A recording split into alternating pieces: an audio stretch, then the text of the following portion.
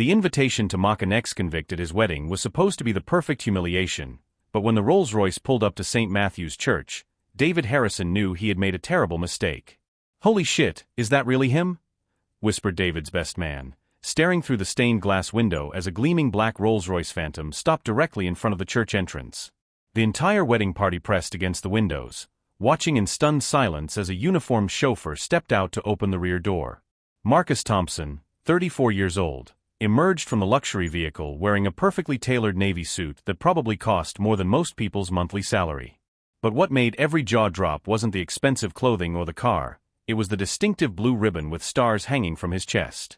A Medal of Honor. 2 months earlier, David had been scrolling through social media when he stumbled upon Marcus's profile. His old college roommate, the same guy who'd been arrested for armed robbery 8 years ago, the same guy whose mugshot had been plastered across local newspapers. David couldn't resist the opportunity. "You have to invite him," David had told his fiancée Jennifer, showing her the old mugshot on his phone. "Can you imagine? An ex-con at our wedding? My dad's business partners will lose their minds. It'll be hilarious." The invitation had been deliberately insulting. Cheap paper, clearly different from the elegant invitations sent to other guests. The address written in David's own handwriting to make it look like an afterthought. No +1, of course. Ceremony only, no reception invite. David had even posted about it in his private group chat. "Invited my criminal college roommate to the wedding. This is going to be comedy gold." Marcus had accepted the invitation with a simple text, "Thank you. I'll be there." Now, as Marcus walked up the church steps with the quiet confidence of a man who'd faced death and lived to tell about it, David felt his stomach drop. The few early guests who'd seen the arrival were already whispering among themselves, pointing at the medal that caught the afternoon sunlight. "David," Jennifer hissed, grabbing his arm, "who exactly did you invite to our wedding?" Marcus paused at the church entrance, his eyes scanning the faces pressed against the windows. When his gaze met David's, he smiled, not the broken, desperate smile of a man grateful for charity, but the calm, knowing smile of someone holding all the cards in a game the other player didn't even know they were losing. Father Mackenzie, the elderly priest officiating the ceremony, stepped forward to greet Marcus personally, his eyes immediately drawn to the medal. "Son," he said with deep respect, "it's an honor to have you here today." The congregation fell silent as Marcus was escorted to his seat, the very back row, where David had specifically requested the undesirable guest be placed. But as he walked down the aisle, something extraordinary happened. 3 men in the congregation, all wearing suits with small military pins on their lapels, stood up simultaneously and saluted. Marcus returned their salute with precision that spoke of years of military discipline, then took his seat in that back row as if it were a throne. The whispers started immediately, spreading through the church like wildfire. Medal of Honor. Afghanistan. Saved his entire unit. David stood frozen at the altar, watching his carefully planned humiliation transform into something he couldn't control. The worst part? Marcus hadn't even acknowledged him yet. He just sat there, radiating a quiet dignity that made everyone else in the church seem small by comparison. And then Marcus did something that made David's blood run cold. He pulled out his phone and began typing, that same knowing smile playing at the corners of his mouth. Whatever message he was sending, David had the sinking feeling it was going to change everything. If you're enjoying this story of unexpected twists and the power of resilience, don't forget to subscribe to the channel because what happens next will show you why you should never judge someone by their past, especially when you don't know the whole story. The wedding ceremony became a masterclass in psychological warfare, and David Harrison was losing badly without even realizing the battle had begun. As Father Mackenzie began the service, David couldn't focus on his own vows. His eyes kept drifting to the back row, where Marcus sat with the posture of a man completely at peace with himself. The Medal of Honor caught the light from the stained glass windows, practically glowing like a beacon of everything David would never be. "Do you, David, take Jennifer to be your lawfully wedded wife?" Father Mackenzie asked. Yes, I do," David stammered, his voice cracking slightly. The truth was, David had always been threatened by Marcus, even back in college. While David coasted through business school on his father's connections and money, Marcus had worked 3 jobs to pay tuition, studied until 3 a.m. every night, and still managed to graduate summa cum laude. The robbery arrest had been David's vindication, proof that the better man was actually just another criminal from the wrong side of town. But now, looking at Marcus in that perfectly tailored suit with America's highest military honor on his chest, David felt like he was drowning in his own inadequacy. During the ring exchange, David's hands were shaking so badly that he nearly dropped Jennifer's wedding band. The entire congregation noticed. His father, the successful real estate mogul, shot him a disapproving look from the front row. His business partners whispered among themselves, clearly more interested in the war hero in the back than the groom at the altar. Marcus, meanwhile, had pulled out a small notebook and was writing something down. Every few minutes, he'd glance up at David with that same unsettling smile, then return to his notes. The sight made David's palms sweat. After the ceremony, as guests filed out for photos, David watched in horror as person after person approached Marcus instead of congratulating the newlyweds. His own wedding had become a reception line for a man he'd invited to humiliate. "Excuse me, sir," said Colonel Peterson, David's father's golf partner and a man who never showed respect to anyone below his tax bracket. "I couldn't help but notice your Medal of Honor. Which operation, if you don't mind me asking?"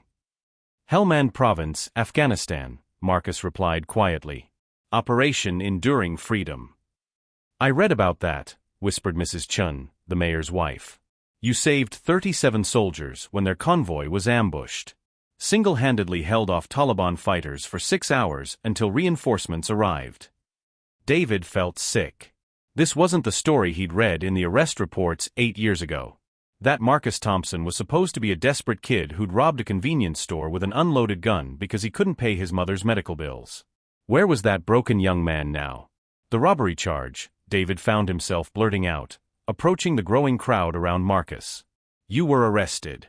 Convicted. I saw the mugshot." The entire group turned to stare at David, and the silence was deafening. Marcus looked at him with something that might have been pity. "Yes," Marcus said simply. "I robbed a store when I was 26. My mother was dying of cancer, and I had no insurance, no money, and no other options I could see at the time. I served 18 months in prison. It was the worst and most important period of my life." Important. David's voice cracked with desperation. "Prison taught me what real rock bottom looks like. It also introduced me to Sergeant Rodriguez, who was volunteering with a veteran outreach program. He convinced me to enlist when I got out. Said the military could give me purpose and discipline."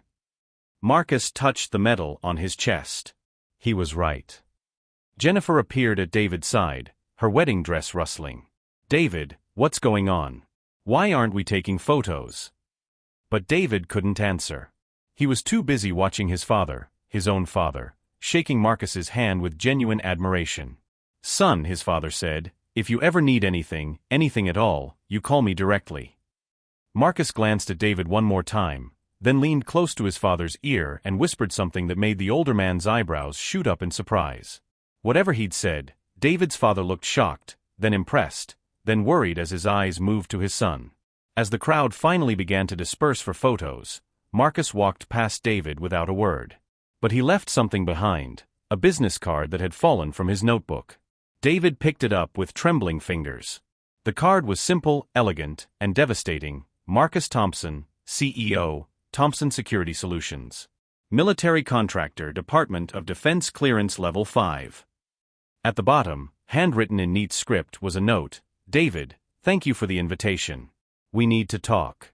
MT." David's world tilted on its axis as the pieces fell into place.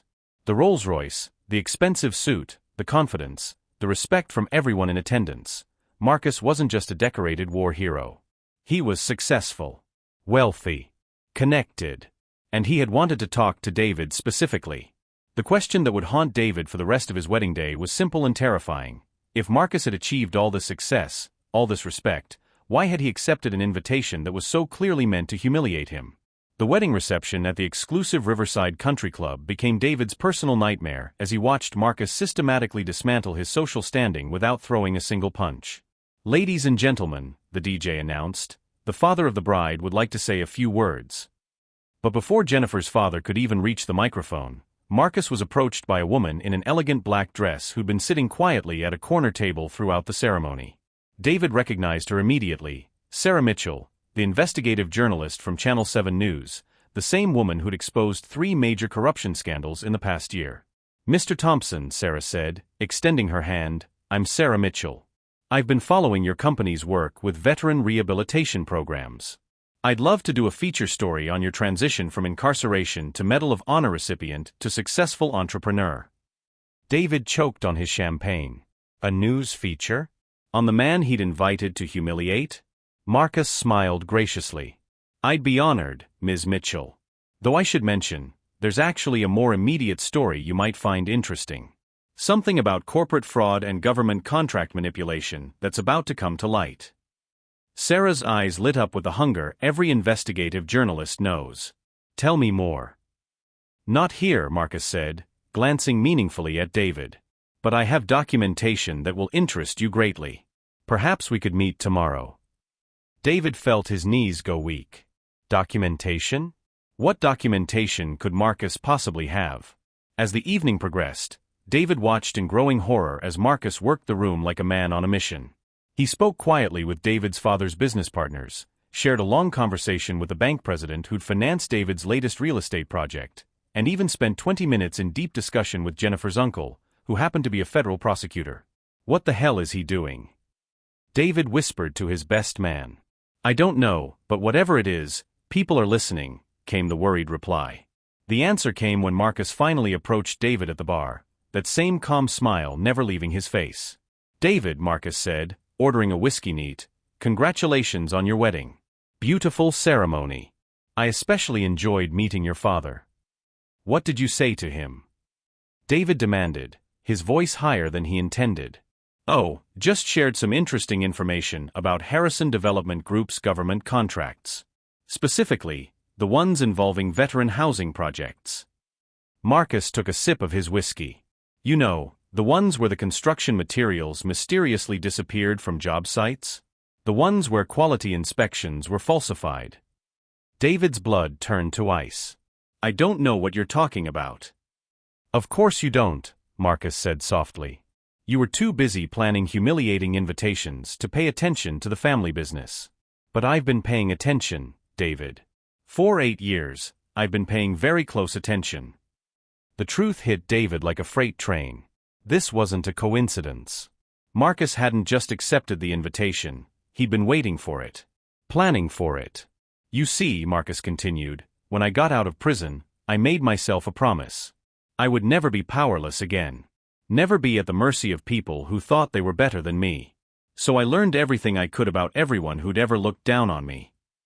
Marcus pulled out his phone and showed David a folder labeled Harrison Investigation.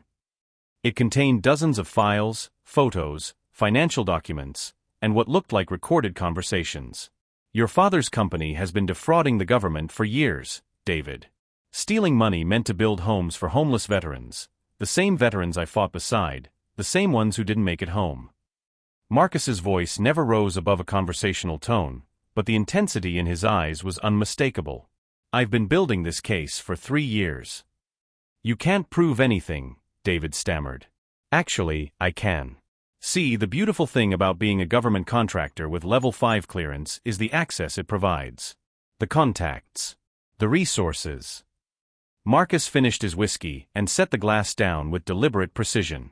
I have bank records, email communications, falsified inspection reports, and testimony from 6 different construction workers who were paid to keep quiet about using substandard materials. David felt the room spinning. What do you want? Justice, Marcus said simply. 8 years ago, you and your friends treated me like garbage because I made a desperate mistake. You used my lowest moment as entertainment. You shared my mugshot in group chats, made jokes about the criminal in your dorm. We were just kids. Kids. Marcus laughed, but there was no humor in it. David, you invited me to your wedding specifically to humiliate me. 2 months ago. We're not kids anymore. Across the room, Sarah Mitchell was already making phone calls, her notepad filled with information. David's father was having an animated conversation with 2 men in dark suits who'd appeared seemingly from nowhere. The federal prosecutor uncle was reviewing documents on Marcus's tablet with growing alarm. The FBI will be at your father's office Monday morning, Marcus said, straightening his jacket. The story will break on Tuesday Evening News. Your father will probably face 15 to 20 years for federal fraud. Your family's assets will be frozen pending investigation. David grabbed Marcus's arm desperately. Please, there has to be something, anything. Marcus looked down at David's hand on his arm, then back up at his face.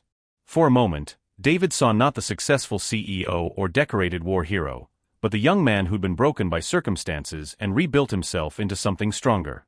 You know what the difference is between us, David? Marcus asked quietly.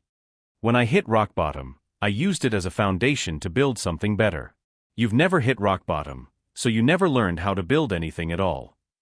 Marcus gently removed David's hand from his arm and started walking toward the exit. Oh, and David? The invitation to humiliate me at your wedding? It was perfect. Because now everyone who matters will remember this night, not as your wedding, but as the night justice finally caught up with the Harrison family. As Marcus disappeared into the night, David stood frozen at the bar, watching his new wife dance with guests who were already whispering about federal investigations and fraud charges. The man he tried to humiliate had just destroyed his entire world without raising his voice or losing his composure once. But the most terrifying part was the realization that this was just the beginning. Marcus had spent 8 years preparing for this moment, and David had walked right into the trap by sending that insulting invitation. Monday morning arrived like a sledgehammer to David's skull, and the FBI agents at his father's office were just the beginning of his complete downfall. David Harrison, you're under arrest for conspiracy to commit federal fraud, money laundering, and violation of the False Claims Act, Agent Rodriguez announced as handcuffs clicked around David's wrists in front of Channel 7's rolling cameras. The entire arrest had been coordinated with Sarah Mitchell's news team, ensuring maximum public exposure. The irony wasn't lost on anyone. David's mugshot would now be plastered across the same social media platforms where he'd once shared Marcus's photo as a joke. By Tuesday evening, Sarah Mitchell's investigative report had gone viral. The footage was devastating. Marcus Thompson, Medal of Honor recipient and successful CEO, calmly presenting 3 years' worth of evidence to federal prosecutors while David's family empire crumbled in real time. Mr. Thompson discovered the fraud while researching veteran housing contractors for his own company, Sarah reported live from outside the Harrison development offices, now wrapped in federal seizure tape. What started as due diligence became a mission of justice for the veterans who were cheated out of proper housing by this elaborate scheme. The evidence Marcus had compiled was methodical and absolutely damning. Bank transfers showing millions diverted from veteran housing funds. Audio recordings of David's father instructing contractors to use the cheap stuff for veteran projects while charging premium prices. Email chains where David himself joked about those broken soldiers, never knowing the difference between quality materials and garbage. But the most crushing blow came when Marcus released the recording from David's own bachelor party, a conversation David had completely forgotten about in his drunken stupor. I can't wait to see that ex-con loser at my wedding, David's voice slurred from speakers in courtrooms and news stations across the country. Gonna put him right in the back where he belongs. Maybe I should hire some actors to pretend they're scared of him. God, I love being better than people like that. Jennifer filed for divorce on Wednesday, taking half of everything David had left after the federal asset seizure. The country club revoked the family's membership. David's father's business partners publicly distanced themselves from the Harrison name. The bank called in every loan, every credit line, every financial lifeline the family had ever established. Within a week, David went from newlywed heir to a real estate fortune to unemployed defendant facing 25 years in federal prison. He lost his penthouse apartment, his luxury car, his social standing, and his wife. Everything he'd used to feel superior to others was stripped away with surgical precision. The final humiliation came during David's perp walk outside the federal courthouse. As reporters shouted questions and cameras flashed, a familiar black Rolls-Royce pulled up to the curb. Marcus stepped out, not to gloat, but to address the media with the same quiet dignity he'd shown throughout the entire ordeal. Justice isn't about revenge, Marcus told the assembled reporters. It's about accountability. Mr. Harrison and his family stole money meant to provide safe housing for our nation's veterans, men and women who sacrificed everything for our freedom.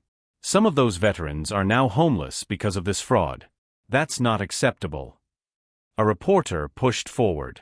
Mr. Thompson, David Harrison claims you orchestrated this entire investigation as personal revenge for being invited to humiliate you at his wedding. Marcus paused, considering his words carefully. David sent me an invitation designed to embarrass me in front of people I'd never met. What he didn't understand is that shame can only touch you if you let it. I stopped being ashamed of my mistakes a long time ago. They made me who I am today." He glanced at David, who was being loaded into a federal transport vehicle. The investigation into Harrison Development began 3 years ago, long before any wedding invitation. It began when I learned that homeless veterans in my own city were living in substandard housing paid for with federal funds meant to honor their service. The invitation was just convenient timing. As the cameras rolled, Marcus pulled out his phone and showed a photo to the reporters, a homeless veteran sleeping outside in winter, just 50 yards from a Harrison Development veteran housing project that was built with materials so cheap, the walls had already started cracking. "This man served 2 tours in Iraq," Marcus said quietly. "He came home with PTSD and couldn't afford the medical care he needed. The housing unit he was supposed to live in?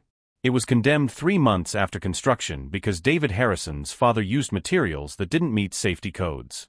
That veteran died of exposure last winter." The silence was deafening. Even the most hardened reporters seemed stunned by the human cost of the Harrison family's greed. Marcus pocketed his phone and looked directly into the main camera. "I didn't destroy David Harrison's life. His choices did. I just made sure those choices had consequences." As the Rolls-Royce drove away, David could hear Marcus's final words echoing in his head from inside the transport vehicle. The man he tried to humiliate had systematically dismantled everything David thought made him superior, and he'd done it with a level of class and purpose that David could never comprehend. But even as federal prosecutors laid out their case against him, even as his mugshot replaced Marcus's in social media mockery, David still couldn't grasp the deeper truth of what had happened. This wasn't just about fraud or justice or even revenge. It was about the fundamental difference between a man who had fallen and learned to rise, and a man who had never truly stood for anything at all. The question that would haunt David through his eventual conviction and imprisonment was simple: how do you fight someone who turned their worst moment into their greatest strength, especially when you've never had to find strength in anything harder than spending your father's money? 2 years later, Marcus Thompson stood before a crowd of 500 people at the grand opening of the Marcus Thompson Veterans Center, a state-of-the-art facility providing housing, medical care, and job training for homeless veterans across 3 states. The building was magnificent, everything the Harrison Development projects should have been. Quality materials, expert craftsmanship, and most importantly, built with genuine respect for the people who would call it home. The funding had come from multiple sources: Marcus's own company profits, federal grants properly managed, and ironically, the recovered funds from a Harrison Development fraud case. "Today we honor not just our veterans, but the power of redemption," Marcus said to the assembled crowd of military personnel, government officials, and community leaders. "This center exists because sometimes our greatest failures become the foundation for our greatest contributions." In the front row sat Colonel Peterson, the same man who had saluted Marcus at David's wedding. Next to him, Sarah Mitchell, whose investigative reporting had won a Pulitzer Prize for exposing the veteran housing fraud. Mayor Chun had proclaimed it Marcus Thompson Day in the city, and the governor himself had flown in to cut the ribbon. Marcus had built more than a veterans center; he'd constructed an empire of purpose. Thompson Security Solutions now held contracts with 12 federal agencies. His veteran rehabilitation programs had been replicated in 8 other cities. Harvard Business School had added his transformation story to their curriculum. The same universities that had once whispered about his criminal record now invited him as their keynote graduation speaker. Meanwhile, David Harrison was serving his 7th month of an 18-year federal sentence at FCI Cumberland, a minimum security prison ironically located just 2 hours from Marcus's Veterans Center. His daily routine consisted of kitchen duty, anger management classes, and watching his former life through news reports on the common room television. David's father had died of a heart attack 6 months into his own 20-year sentence, taking with him any hope of family wealth or connections. Jennifer had remarried a pediatric surgeon and moved to California, legally changing her name to erase any association with the Harrison scandal. The family estate had been liquidated, with every penny going to compensate the veterans who'd been housed in substandard buildings. The cruelest irony for David was learning, through a fellow inmate who'd served with Marcus in Afghanistan, the details of the Medal of Honor action that he'd been too proud to research before the wedding. Marcus had single-handedly held a strategic mountain pass for 14 hours against overwhelming enemy forces, calling in airstrikes on his own position 3 times to prevent Taliban advancement. When reinforcements finally arrived, They found Marcus bleeding from 7 wounds, still firing his weapon, still protecting the valley where a field hospital treated wounded American soldiers. "The man saved my life," the inmate told David during a rec period. "Saved all our lives. And you invited him to mock him? Man, you're lucky he's got more class than you'll ever understand." But perhaps the most profound transformation was in Marcus himself. The angry young man who'd robbed a convenience store in desperation had become a beacon of hope for thousands of people. His story proved that a single moment of poor judgment didn't have to define an entire life, but how you responded to consequences absolutely would. On the day of the Veterans Center opening, a reporter asked Marcus if he ever thought about David Harrison, rotting in federal prison for his crimes. "I think about him every day," Marcus replied honestly. "Not with anger or satisfaction, but with sadness. David had every advantage I never had: money, education, family connections, social status.